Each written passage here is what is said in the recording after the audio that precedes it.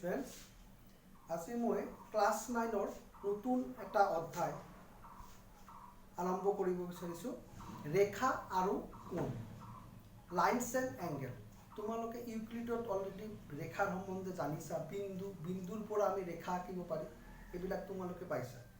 তাৰ উপৰিও তোমালোকে ক্লাছ 5ত তোমালোকে পাই আহিছা যে দুটা নিৰ্দিষ্ট বিন্দু দি আমি এটা কি আঁকিব পাৰি, ৰেখা আঁকিব পাৰি। যেনেকৈ দুটা নিৰ্দিষ্ট বিন্দু যদি দিওঁ, তাৰ পৰা আমি এটা কি আঁকিব পাৰি, ৰেখা আঁকিব পাৰি। এতিয়া এইটো অধ্যায়ত আমি শিকিম যে ৰেখাৰ পৰা কোণ কেনেকৈ উৎপন্ন হয় আৰু কোণৰ বিভিন্ন ধৰ্মৰ বিষয়ে আমি আলোচনা কৰিম। কোণ বুলি ক'লে বিভিন্ন ধৰণৰ কোণ আছে, বিভিন্ন প্ৰকাৰৰ কোণ সম্বন্ধে আমি ইয়াতে আলোচনা কৰিম। তো তাৰ আগতে আমি ৰেখা, ৰশ্মি, ৰেখাখণ্ড এইবিলাকৰ বিষয়ে আৰু একবাৰ আলোচনা কৰি ল'ম। এতিয়া ইয়াতে চাবা, আমাৰ আলোচ্য বিষয়টো গমেই পাইছা, ৰেখা আৰু কোণ। ইন্ট্ৰডাকশ্যন, অৱতাৰণত আমি কি দিছোঁ, কিছুমান সংজ্ঞা যিবিলাক তোমালোকে আগতেও পাইছা। ৰেখা মানে লাইন, এখন কাগজত সম্পূৰ্ণকৈ অংকন কৰিব নোৱাৰা যি ঋতুচিত্ৰ অসীমলৈ বিস্তৃত কৰিব পাৰি, তাক ৰেখা বোলে। ইয়াক কেৱল এটা অংশহে উপস্থাপন কৰিব পাৰি। এই যে ৰেখা এটা আঁকিছোঁ, এইটো আমি দুই মূৰে অসীমলৈ বঢ়াই যাব পাৰোঁ। এটা ৰেখা আমি যিমান পাৰোঁ এনেকুৱা বঢ়াই যাব পাৰোঁ, এইটো হ'ল ৰেখা। ইয়াত আমি সম্পূৰ্ণ অংশ আঁকিব নোৱাৰোঁ, এনেকৈ এটা লাইন। ইয়াৰ দৈৰ্ঘ্য আছে, আমি ইউক্লিডত পাইছোঁ। ইয়াৰ আমি প্ৰস্থটো গণনা কৰিব নোৱাৰোঁ। তো এইটো হ'ল আমাৰ ৰেখা। ইয়াক আমি দুইফালে অসীমলৈ বঢ়াই দিব পাৰোঁ। নেক্সট আহিব আমাৰ ৰেখাখণ্ড, লাইন ছেগমেণ্ট। লাইন ছেগমেণ্ট কি? ৰেখাৰ এটা অংশ।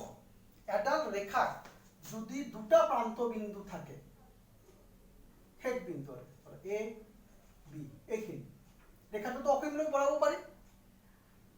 এই ৰেখাটোৰ দুটা প্ৰান্ত বিন্দু যদি নিৰ্দিষ্ট প্ৰান্ত বিন্দু থাকে, শেষ বিন্দু থাকে, সেইটো হ'ব তোমাৰ ৰেখাখণ্ড। এইটোৱে লিখিছোঁ, এডাল ৰেখাৰ দুটা প্ৰান্ত বিন্দু থকা অংশ বা খণ্ডক কি বুলি কোৱা হয়, ৰেখাখণ্ড। আমি এটা ৰেখা দিছোঁ, দুটা প্ৰান্ত বিন্দু দিছোঁ, এইটো হ'ব ৰেখাখণ্ড।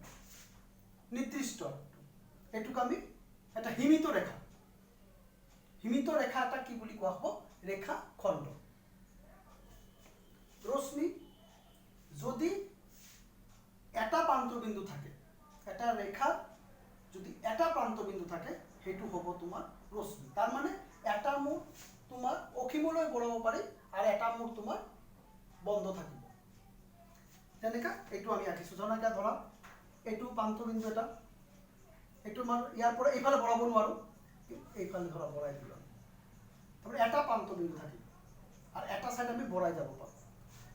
তো এইটো আমাৰ কি হ'ব, ৰশ্মি।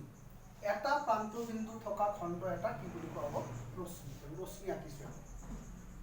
তো তেতিয়াহ'লে তোমাৰ ৰেখা বুজি পালা। ৰেখা হ'লে আমাৰ কি হ'ব, ৰেখাটোক আমি উভয় ফালে দুই মূৰে বঢ়াব পাৰি। ৰশ্মি দুটা প্ৰান্ত বিন্দু থাকিব, এইটো ৰশ্মি। ৰেখা হ'লে এইটো ৰেখা দুই মূৰে অসীমলৈ বঢ়াব পাৰি। ৰশ্মি হ'ল, ৰেখাখণ্ড হ'ল দুটা প্ৰান্ত বিন্দু থাকিব, আৰু ৰশ্মি হ'ল যাৰ এটা প্ৰান্ত বিন্দু থাকিব আৰু এটা মুখ তোমাৰ খোলা থাকিব। তিনিটা। এতিয়া মই পাৰ্থক্য কৰি দিছোঁ, ৰেখা, ৰেখাখণ্ড, ৰশ্মি। 1 নম্বৰ, নিৰ্দিষ্ট দৈৰ্ঘ্য নাথাকে। নিৰ্দিষ্ট দৈৰ্ঘ্য নাথাকে মানে বুজিয়ে পাইছা, ইয়াক আমি যিমান ইচ্ছা বঢ়াই যাব পাৰোঁ। ইয়াৰ দৈৰ্ঘ্য আমি মাপিব নোৱাৰোঁ। তাৰমানে যে এইখিনিয়ে ৰেখা হ'ব, এইখিনিয়ে ৰেখা হ'ব, তেনেকুৱা নহয়। তাৰমানে ৰেখাক আমি নিৰ্দিষ্টভাৱে মাপিব নোৱাৰিম আৰু এইটো ইচ্ছামতে বঢ়াই যাব পাৰোঁ, অসীমলৈকে বঢ়াই যাব পাৰোঁ। ইয়াৰ দৈৰ্ঘ্যটো আমি মাপিব পৰাটো সম্ভৱ নহয়। ৰেখাখণ্ডৰ নিৰ্দিষ্ট দৈৰ্ঘ্য থাকে। নিৰ্দিষ্ট দৈৰ্ঘ্য থাকে মানে ইয়াক আমি মাপিব পাৰোঁ। তাৰমানে আমি ৰেখাটো আঁকিলোঁ, ধৰা এইখিনি হ'ল তোমাৰ কি, ৰেখাখণ্ড। তো এইটো আমি মাপিব পাৰোঁ। ৰেখাখণ্ড আমি যদি এইখিনি কওঁ, এইটোৱে ৰেখাখণ্ড হ'ব। তো আমি ইয়াৰ নিৰ্দিষ্ট এটা যিহেতু প্ৰান্তবিন্দু আছে, ইয়াৰ আমি দৈৰ্ঘ্যটো মাপিব বা জুখিব পাৰিম। ৰশ্মি নিৰ্দিষ্ট দৈৰ্ঘ্য নাথাকে, কাৰণ ইয়াৰ এটা মূৰ বন্ধ থাকে আৰু এটা মূৰটো খোলা, এইটো বাঢ়িয়ে থাকিব এনেকৈ। যদি কোনোবা এইখিনি আঁকে তুমি এইখিনি মাপিলা, আকৌ কোনোবা ভৰাই দিলা, তো এইটো আমি মাপি শেষ কৰিব নোৱাৰিম। তাৰমানে এইটোৱে কৈছে যে নিৰ্দিষ্ট দৈৰ্ঘ্য নাথাকে। তো ৰেখাৰ নিৰ্দিষ্ট দৈৰ্ঘ্য নাথাকে, ৰেখাখণ্ডৰ দুটা নিৰ্দিষ্ট দৈৰ্ঘ্য থাকে যিটো প্ৰান্তবিন্দু আছে, আৰু ইয়াৰ নিৰ্দিষ্ট দৈৰ্ঘ্য নাথাকে কাৰণ এটা প্ৰান্তবিন্দু আছে, আনটো প্ৰান্তবিন্দু আকৌ খোলা, এইটো অসীমলৈ বঢ়াব পাৰি। বুজি পাইছা?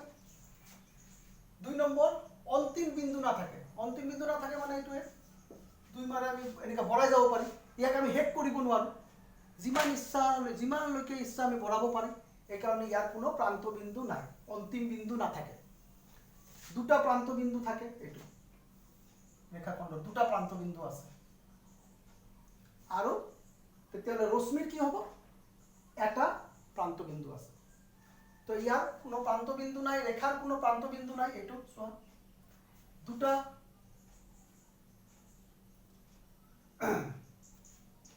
ৰেখাখণ্ড, দুটা প্ৰান্তবিন্দু আছে, এইটো লিখছো অন্তিম বিন্দু, দুটা শেষ বিন্দু আছে, আৰু ইয়াত এটা অন্তিম বিন্দু আছে, এক মূৰ খোলা এটা বিন্দু আছে। তো বুজি পাইছা? ৰেখা 2 মূৰে আমি অসীমলৈ বঢ়াব পাৰোঁ। ৰেখাখণ্ড হ'ল নিৰ্দিষ্ট দুটা বিন্দুৰ মাজত অংশটো, ৰেখাৰ দুটা নিৰ্দিষ্ট বিন্দুৰ মাজৰ অংশটো হ'ল ৰেখাখণ্ড। ইয়াৰ দুটা প্ৰান্তবিন্দু আছে, ইয়াক আমি জুখিব পাৰোঁ। এইটো এটা প্ৰান্তবিন্দু আছে, আনটো মূৰ খোলা, তো এইটোকো আমি জুখিব নোৱাৰিম। এইটো তো বুজি পাইছা ৰেখা কেনেকা হয়, ৰেখাখণ্ড কেনেকা হয়, ৰশ্মি কেনেকা হয়। তো 4 নম্বৰ আমি দিছোঁ, এই ৰেখাবিলাক গঠন কৰিবৰ কাৰণে আমাৰ কি লাগে? আমি জানো বিন্দু লাগে। অসংখ্য বিন্দু সংযোগ হৈ কি হয়? এটা ৰেখা গঠন হয়। তো ইয়াতে লিখছোঁ আমি এক ৰেখীয় বিন্দু, কলিনিয়াৰ পইণ্টছ। 3 বা ততোধিক বিন্দু একেডাল ৰেখাত থাকিলে সিহঁতক কি বুলি কোৱা হ'ব? এক ৰেখীয় বিন্দু।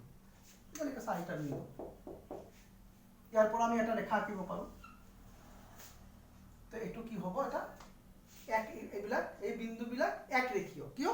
এটা ৰেখাৰ ওপৰতে আছে, এইকাৰণে এইটো হ'ল এক ৰেখীয়। তো ABCD 4টা বিন্দু একেডাল ৰেখা আছে।